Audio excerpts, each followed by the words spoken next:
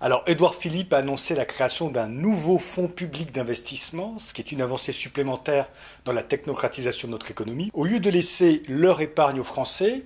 pour qu'ils l'investissent directement ou pour qu'ils le confient à des professionnels, la caste technocratique s'amuse à l'investissement comme Marie-Antoinette s'amusait à la fermière. L'idée, elle est vieille comme Colbert, l'idée c'est que les Français sont des êtres passifs, complètement inertes, à ce qui reste assis avec un petit peu de bave aux lèvres, et qui attendent que des super technocrates prennent les choses en main, prennent leur épargne de force, investissent à leur place, font bouger l'économie, parce que si des super fonctionnaires dans ce pays ne prennent pas les choses en main, eh ben rien ne se passe. Que les Français n'investissent pas assez parce qu'ils sont pillés par des taxes ou par les taux artificiellement bas des banques centrales n'effleure pas nos super technocrates ou nos politiques. Et c'est une catastrophe. C'est d'abord une catastrophe pour notre liberté, parce que d'une manière ou d'une autre, à la fin de la journée, c'est notre épargne que l'on pille, c'est notre épargne qu'on utilise à notre place sans nous demander notre avis. Et l'annonce d'un nouveau fonds public d'investissement, ce n'est pas une bonne nouvelle pour l'économie, c'est l'annonce d'un gaspillage de ressources supplémentaires,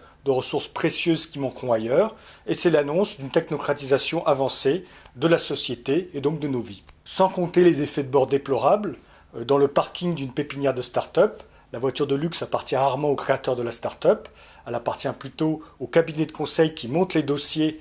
pour demander des subventions ou des prêts à la BPI, avec rétrocession sur le financement obtenu.